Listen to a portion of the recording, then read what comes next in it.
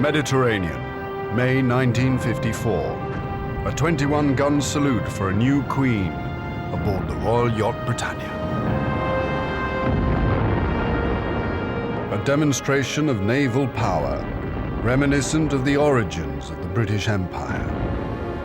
Warships of the line, guarding a sovereign queen across the oceans she rules.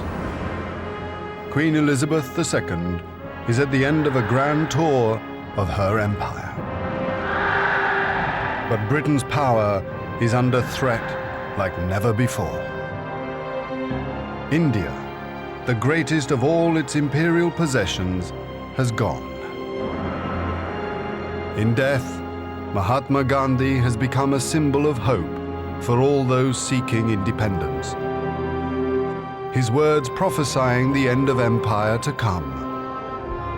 If India becomes free, the rest will follow. There will be no peace for Great Britain in Palestine. We've been betrayed by Britain. Therefore, we wage war upon you. Our independence is meaningless unless it is linked up with total repression of the African continent.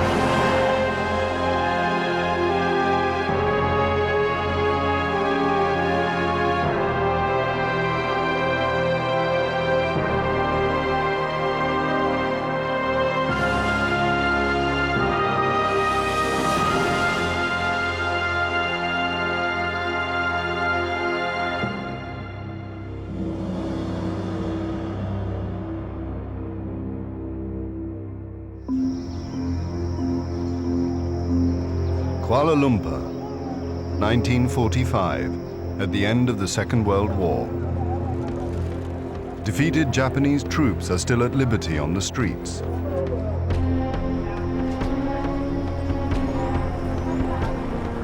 September the 13th, General Yusuri Ishiguro formally surrenders all Japanese forces in Malaya to British General Bouverie Roberts. The British Empire in the Far East is restored.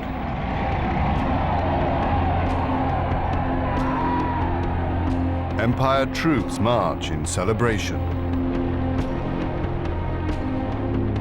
Among them, men of the Malayan People's Anti-Japanese Army, who have fought as part of the empire. But within 3 years, many of these soldiers will be involved in a bitter struggle against British forces in an attempted communist takeover of Malaya. The British Empire will become embroiled in the Cold War.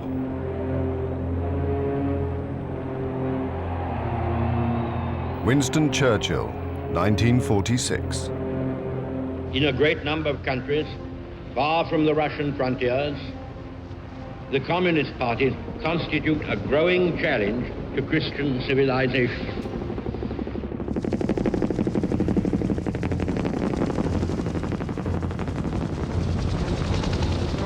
This is the Perm Service. The emergency in Malaya has been going on for over 3.5 years. I asked Mrs. Lucy how she managed. They don't deserve any mercy. They have committed such terrible atrocities. They are just like wild beasts. A radio interview with Joan Lucy, the wife of a plantation owner at the height of the Malayan emergency. The European owners of the vitally important rubber industry are an obvious target for the communist terrorists.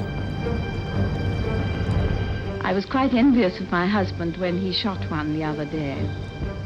I could in some way repay the death of my friends by getting 1 or 2 in return.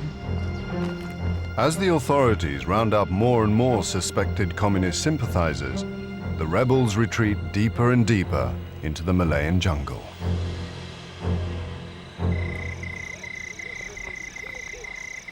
Bruce Leeming, a 19-year-old lieutenant with the Highland Light Infantry, on his first jungle mission, April 1953. Patrolling and sleeping in the jungle. Torrential rain, swamps, leeches, mosquitoes, prickly heat all over our skins. We haven't stopped sweating since we left Aden. I dream constantly of frost and snow. Oh, to walk free in the kilt again, instead of this clinging, sodden, jungle green kit.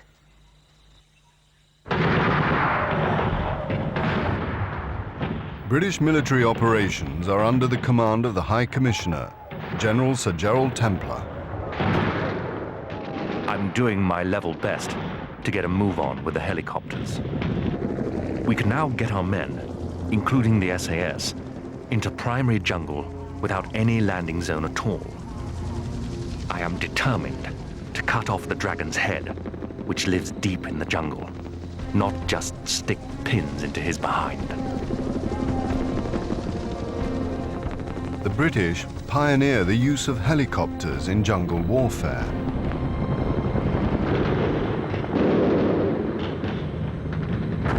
Over 45,000 Empire troops are deployed.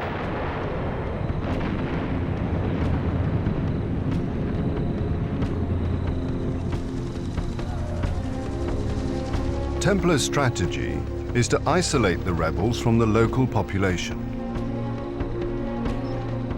The natives hold the key to the deep jungle. Without native food, the terrorists can't survive. The answer is not more and more troops into the jungle, but winning the hearts and minds of the Malayan people.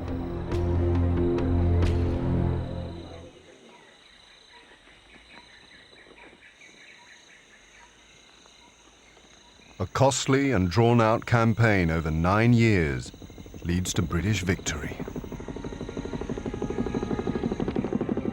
By 1957, the communist revolt is effectively at an end. Over 6,500 communist rebels are dead. Government dead number almost 2,500, including more than 500 British troops.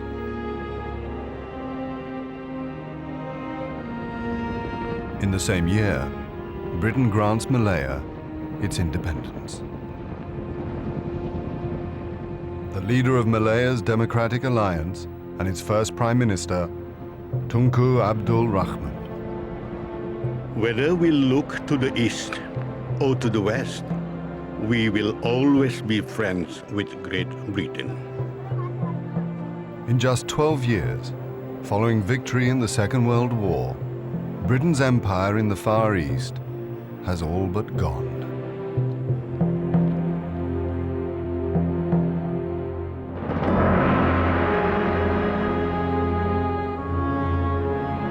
Palestine, 1936, the Holy Land for Jews, Christians, and Muslims. Palestine had been placed under British control after the First World War by a League of Nations mandate. In 1917, Foreign Minister Arthur Balfour had declared British sympathy with the idea of a national home for the Jewish people in Palestine.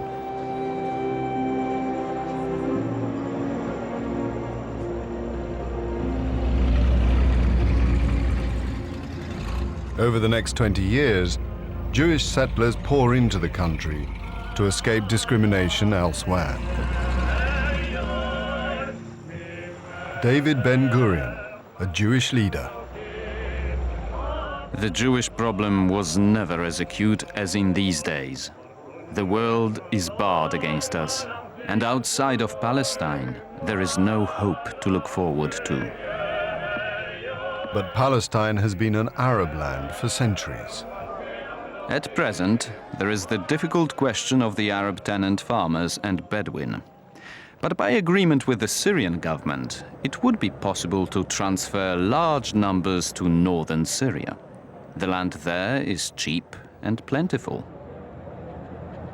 The tide of refugees overwhelms the Palestinian Arabs as tens of thousands of Jews seek sanctuary in Palestine to escape persecution in Hitler's Germany.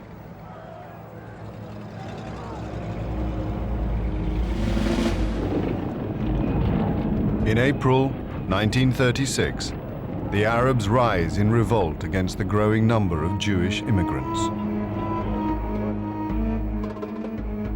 An open letter to British forces in Palestine from the leaders of the Arab revolt. The cruelty is to try and deprive us of our homes and our honor, to give our lands to the Jews, who are expelled by all the civilized nations. We are your friends if you behave faithfully. We are men of dignity and valor. We will never betray you, but you are our enemy when you try to do us harm.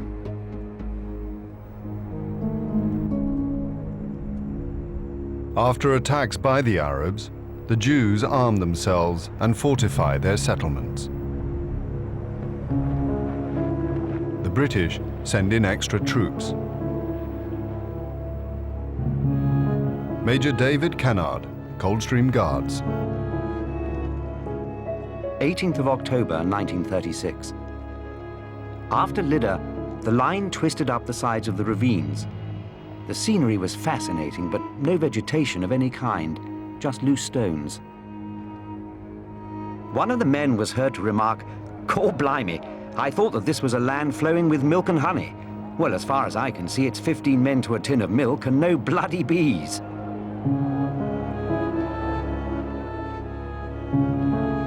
As the revolt continues, the British Army rounds up hundreds of Arab suspects.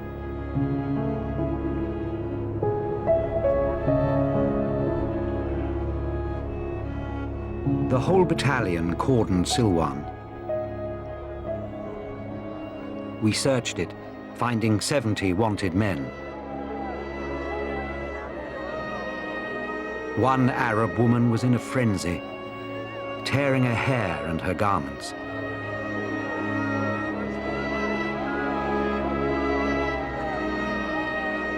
I stayed behind to help our informer. We had great difficulty getting away, as the women had rushed the prisoners and tried to lynch our informer. Arab suspects are interned in detention camps. A young Arab leader. In the old days, the Arabs never objected to the Jews. Nobody begrudged them the Wailing Wall and what it meant to them. But when the Jews became Zionists, it was a different matter. Now they are arrogant and aggressive. Our relationship with them is impossible.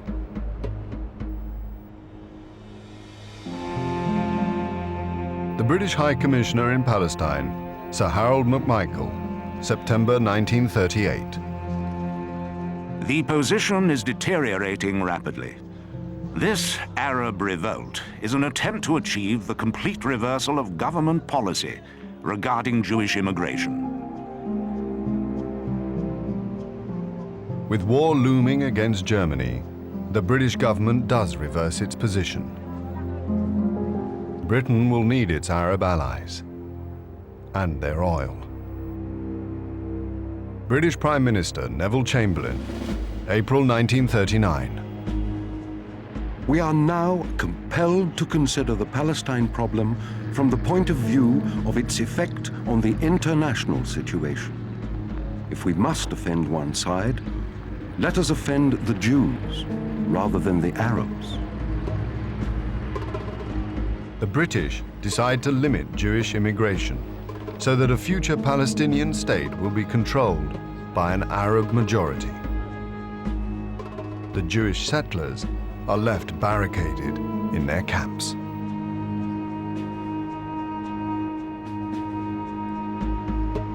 Colonel Richard Meinertzhagen, a British officer who served in Palestine during the First World War.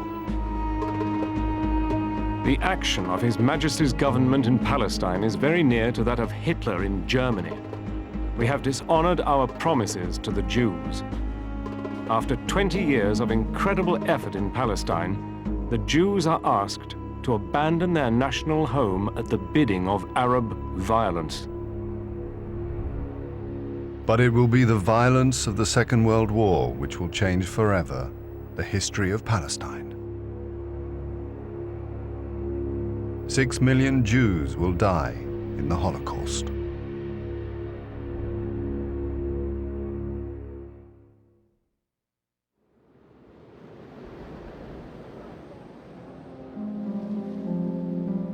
For the survivors of the Holocaust, Palestine is their salvation. The Diary of a Polish Jew, a survivor of the death camps, part of the exodus of Jewish refugees to Palestine at the end of the war.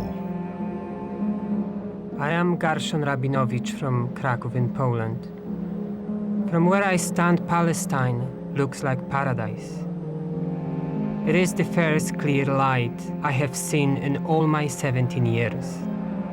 It is hard to say what we see as our ship touches the promised land, for our eyes are filled with tears. Do you know what it is to be welcomed after a lifetime of being hated and hunted from land to land?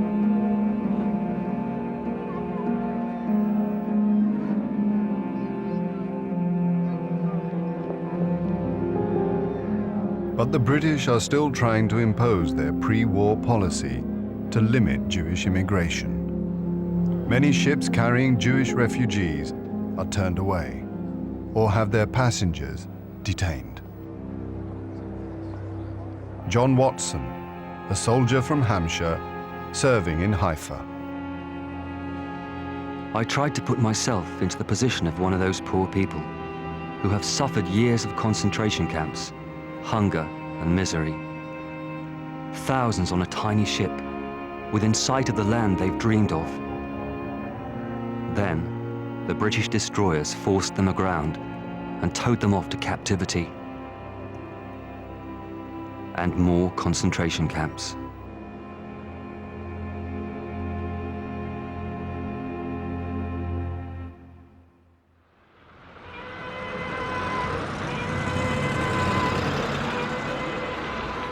By the end of 1945, British forces in Palestine are in the midst of a Jewish revolt, even more violent than the pre-war Arab revolt. The Jewish Defense Force, the Haganah, and its terrorist offshoot, the Stern Gang, try to force the British authorities to open Palestine to the thousands of Jews desperate to enter the country. Geula Cohen, a member of the Stern Gang. There will be no peace for Great Britain in Palestine. Jewish fighters will strike for their people. We've been betrayed by Britain. Therefore, we condemn you. Therefore, we wage war upon you. Here is the news. This is Richard Williams calling from Jerusalem. Saturday night, heavy firing broke out. Members of the Stern Gang had attacked 2 Arab houses, alleged to be snipers' posts, and they succeeded in blowing them up. Michael Lang, a British soldier serving in Palestine. The Jewish terrorist group, the Stern Gang, have blown up the government admin wing of the King David Hotel, Jerusalem. 100 believed killed, many others injured. Casualties include Arabs, Jews, and British. There's something particularly obscene about indiscriminate murder by terrorists, posing as freedom fighters. Despite escalating terrorist activity, the horror of the Holocaust has had a profound effect on world opinion, especially in America. There is little support for Britain's continued involvement.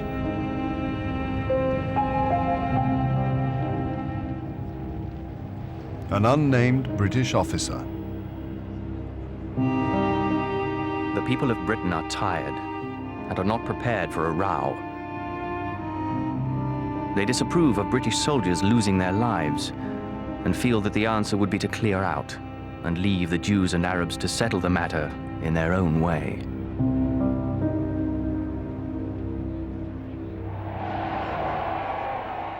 In September 1947, the British government surrenders its mandate in Palestine. Ernest Bevin, British Foreign Secretary. We have decided that we are unable to impose a solution of our own. The only course now open to us is to submit the problem to the judgment of the United Nations. All British troops will be withdrawn by the middle of 1948, but not before further bloodshed. Michael Lang. Riots in Jerusalem, burning of Jewish shops. Possible to see smoke from my window. Curfew now imposed in Arab areas. The Jews say they will be able to protect a new state and maintain order. The Arabs say to us, we have no argument with you. Go home, Inglesi, and we will push the Jews into the sea. What does the future hold? It looks bleak indeed. 14th of May, 1948. The new state of Israel is proclaimed under the leadership of Prime Minister David Ben-Gurion.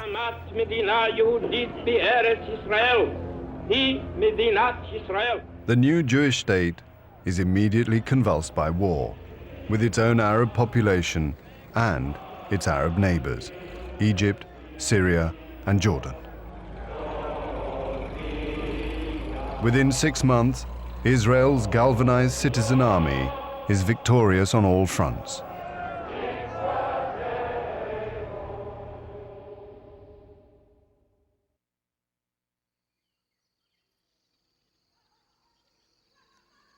Over 6,000 Israelis die. Combined Arab losses total more than 15,000.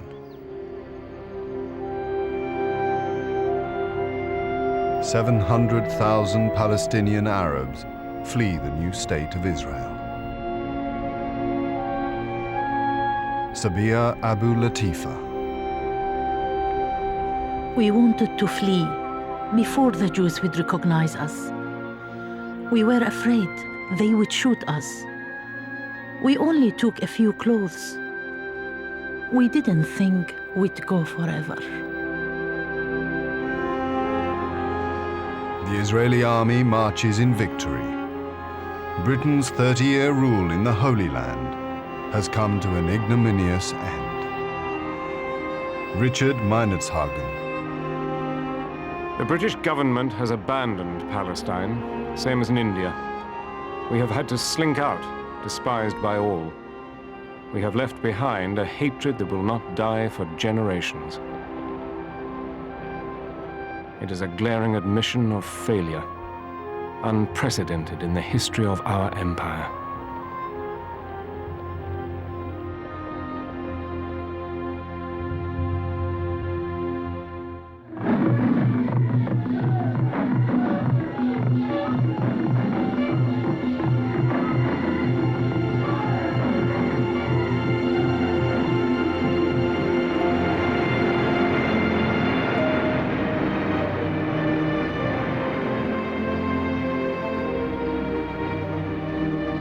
For 100 years, the British Empire in Africa had attracted adventurers and dreamers to its vast wilderness.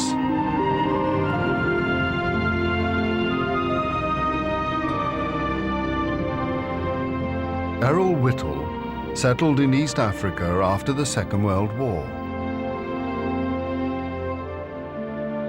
Life in England may have become a highly organized business, but Africa never changes. With each day there comes some new enchantment, which grips the imagination. Vast plains with lakes and mountains, and always the sky's unresting clouds, sifting the sunlight across the hills and valleys.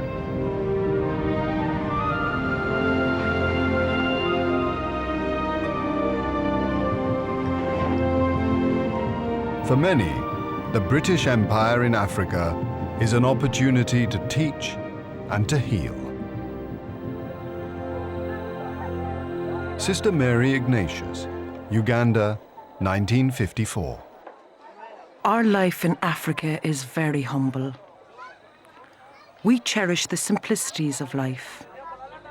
We don't need much more. The joy we find, which makes our work so worthwhile, is brought by the children. They have so little, so few opportunities, and then to be struck by blindness, it's tragic. As well as medicine and education, the British also bring Christianity. A Scottish missionary in Uganda in the 1950s, Gordon Robertson. The heathen races of Africa are lost souls. They suffer because they have not heard the word of the Lord Jesus. The gospel is the only means by which they can be saved. Thousands of teachers, doctors, and missionaries devote their lives to serving the empire, its sick and illiterate, and its supposed lost souls.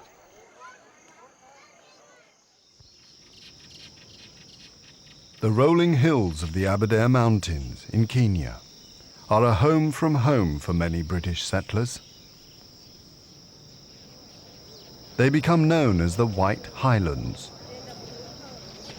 But they are also the home of the Kikuyu tribe.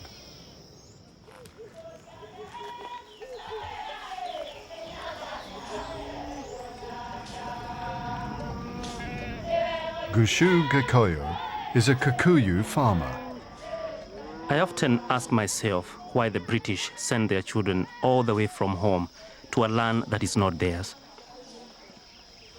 I have come to the conclusion that the white man is a thief by nature.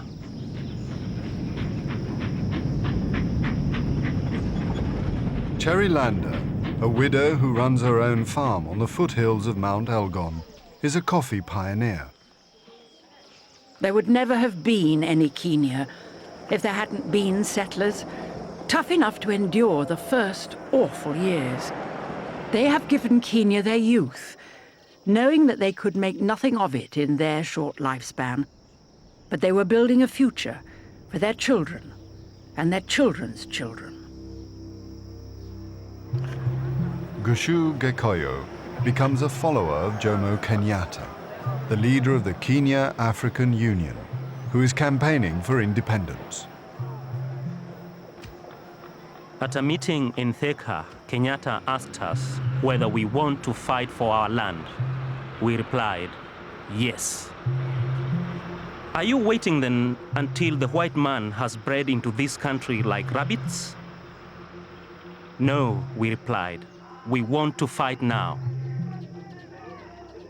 Then realize that the tree of freedom is red, not with water, but with blood.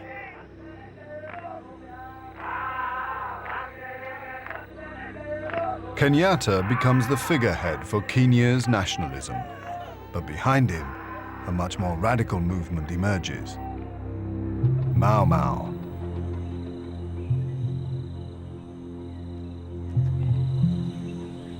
(1951).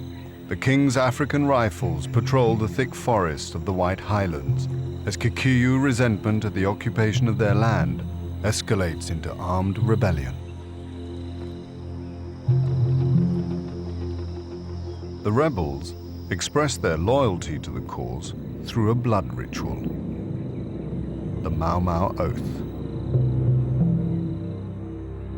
Gruesome stories about the oath-taking ceremony are so potent that British filmmakers recreate them as propaganda. But Mau Mau sympathizer, Josiah Karaoke, recalls the fearsome words of his own oath. I will obey all orders of the Mau Mau, or this oath will kill me. If I'm called in the night and I refuse to come, this oath will kill me. If I'm told to bring in the head of a white man and I refuse, this oath will kill me. Over 100,000 Kikuyu take the Mau Mau Oath.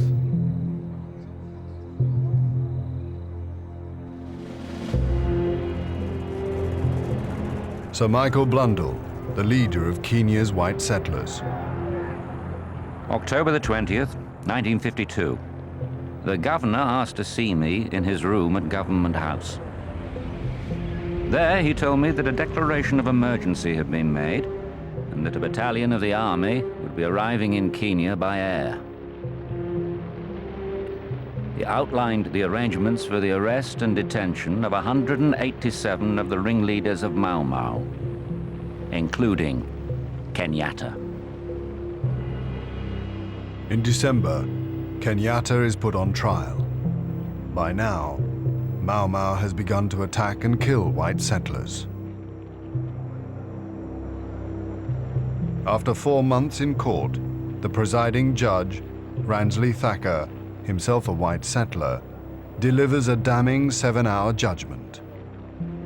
You have plunged many Africans back to a state which shows little humanity. Your Mau Mau society has slaughtered without mercy defenseless men, women, and children. You have much to answer for, and for that you will be punished. Kenyatta is sentenced to 7 years hard labor.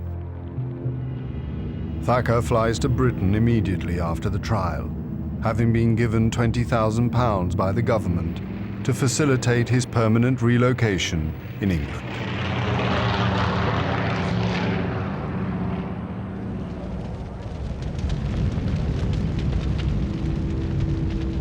March 1953. The worst atrocity of the Mau Mau uprising takes place at Lari, a protected settlement of Kikuyu loyal to the British. 97 people are burned or hacked to death.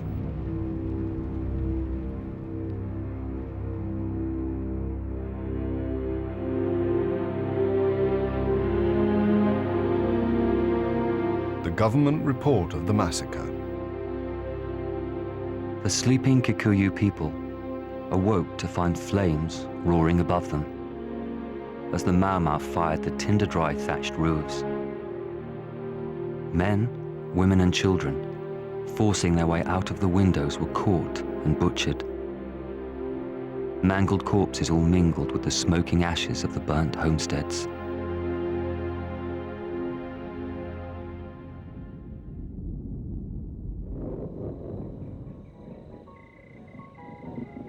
White farmers and their families continue to be attacked under the cover of darkness on their isolated farms. Anywhere on earth is heaven when you're with someone you love. Anywhere on earth is heaven. The wife of a farmer, Marjorie Perham. The country has been darkened by a murderous hate. It is hard to believe that as the sun goes down, gangs in the forest are preparing to set out not only to murder Europeans, but to burn alive and hack to death their own neighbors and their wives and children.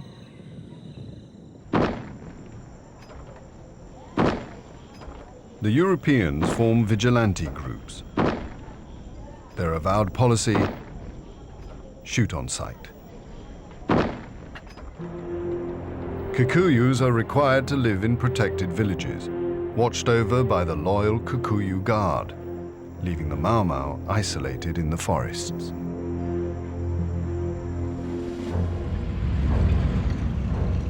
The British Army is deployed into the forests.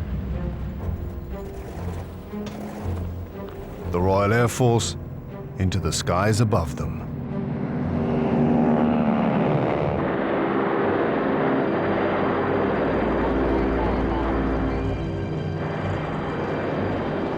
The Commander-in-Chief, British forces in the Kenya colony, General Sir George Erskine. 16th of October, 1953. We have reached a turning point which is decisive for good or evil. There have been no spectacular battles, but you cannot expect that in the thick jungle. The military operations have met with success.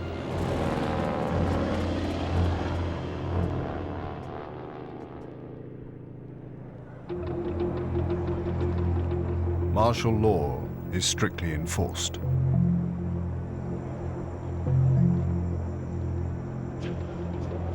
At the height of the rebellion, over 80,000 Kikuyu are held in detention camps.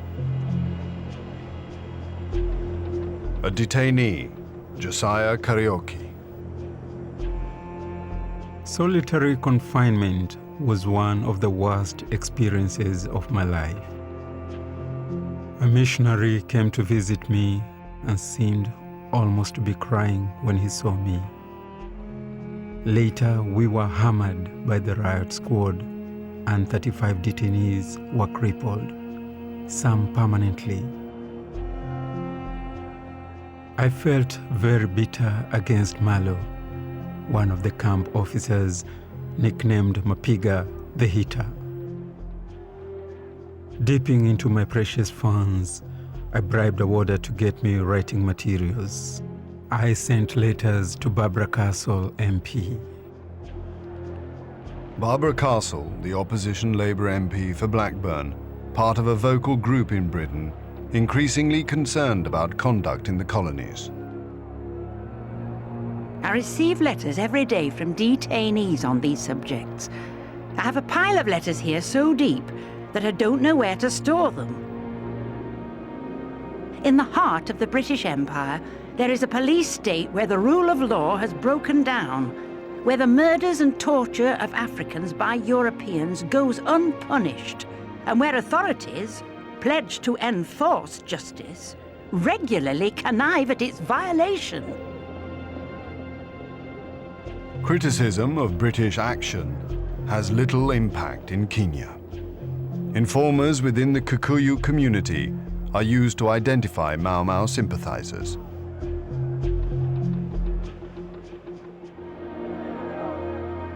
Loyal witch doctors are recruited to administer cleansing rituals, overseen by British clergymen.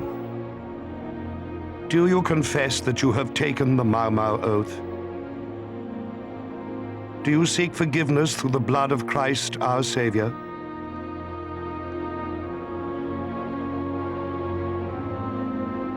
Do you affirm that by the help and grace of God, you will confess the faith of Christ and fight against the world, the flesh, and the devil? Only when cleansed are the Kikuyu released from detention.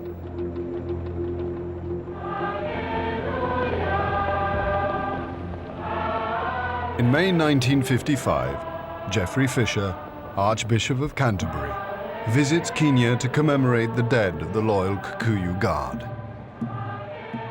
We started at 8:15 to go to Fort Hall. Lots of barbed wire and tribal guards. Laid the foundation stone of the Martyrs Memorial Church. 5,000 Kikuyu were there. I said, I address you as my friends. Whether in your heart you are my friends or not, only God can tell. After, I walked round the square. When I greeted the crowds, they waved eagerly. I estimated 10% loyal, 20% more inclined to be than not, 50% more inclined to Mau Mau than not, 10 to 20% Mau Mau at heart. What a day.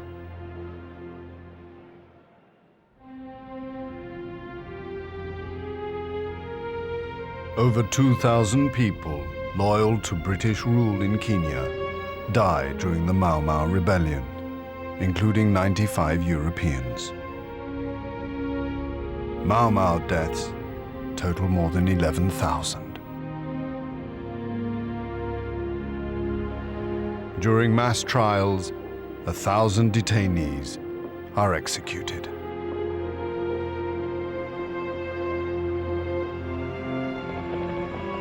But the harsh regime coincides with land reforms for Kikuyu farmers and political reforms for all Africans in Kenya.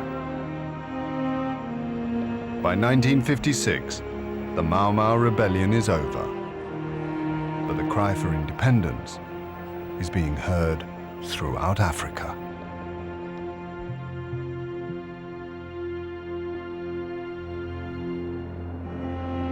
Nigeria, 1943. Britain's largest colony in Africa. The tin mines of the Jos Plateau. The harsh reality of empire. Michael Gratian, an education officer. The local tribe, the Pulgani, are a fine body of people. Their only dress is a bunch of leaves worn fore and aft. These, I am told, are changed every day, and there are various fashions in type of leaf and in the arrangement. When supplies of tin from the Far East had disappeared after the Japanese occupation in 1942, the British had begun to use the Pulgani as forced labor to extract the vital deposits. The use of forced labor causes grave concern in Britain. Answers are demanded in the House of Commons. Colonel George Stanley, Secretary of State for the Colonies, March 1943. The number of workers employed in the Nigerian tin mines is 14,098. While the conditions cannot be regarded as entirely satisfactory, due to the attempt to attain the maximum production of tin, it has recently been decided to award a bonus of 4 shillings a month to all mine workers.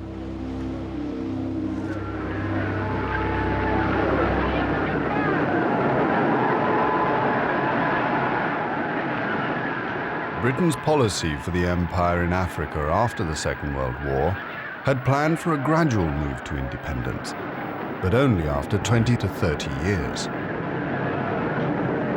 However, as in Kenya, impatience with British rule is growing in West Africa. The nationalist leader of the Gold Coast, Kwame Nkrumah. Despite fine sentiments trumpeted from the housetops by imperialists, the empire is nothing but the enslavement of one country by another. The Gold Coast is an enslaved country. We must rid ourselves of the paralyzing grip of imperialist power.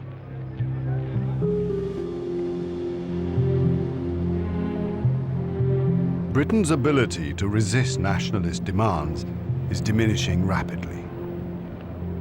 The huge costs of containing the emergencies in Malaya and Kenya have undermined Britain's finances.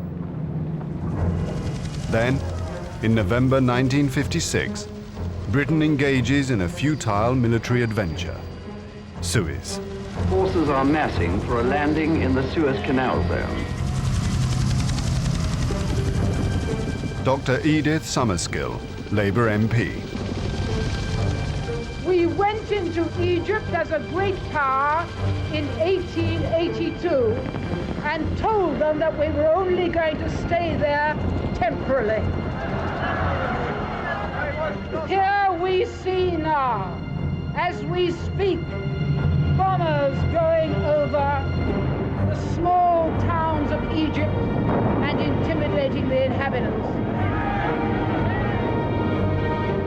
And I listened into the radio just now, and we were being told how wonderful it was that we were managing to intimidate a little country whose only source of wealth is one river and one canal.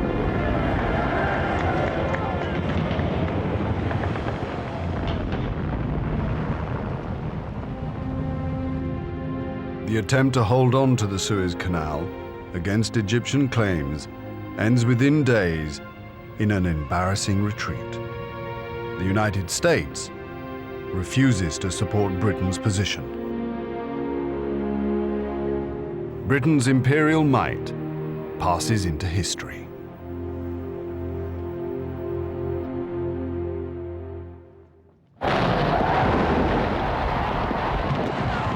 Almost simultaneously, it is announced that independence for the Gold Coast will follow within a year.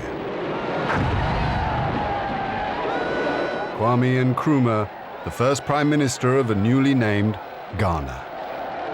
From now on, there is a new African in the world. That new African is ready to fight his own battle and show that, after all, the black man is capable of managing his own affairs.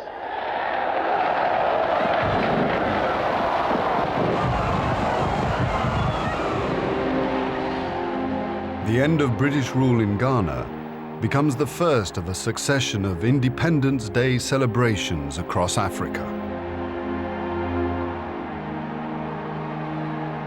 Britain's Prime Minister, Sir Harold Macmillan, on tour in Africa in 1960.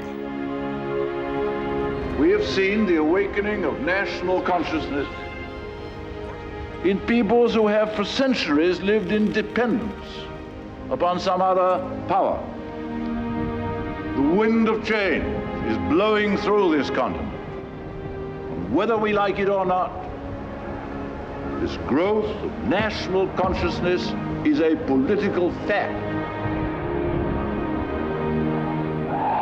Between 1957 and 1968, 12 colonies of the British Empire in Africa will become independent.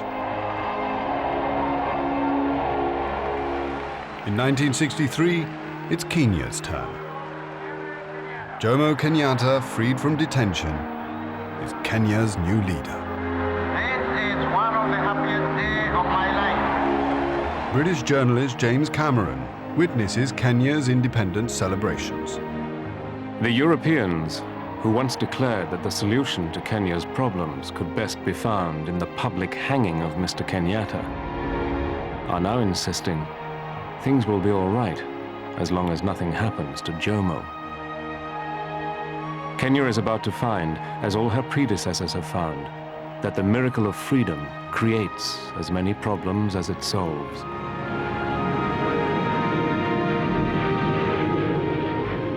As for Britain, it is left to come to terms with the end of empire.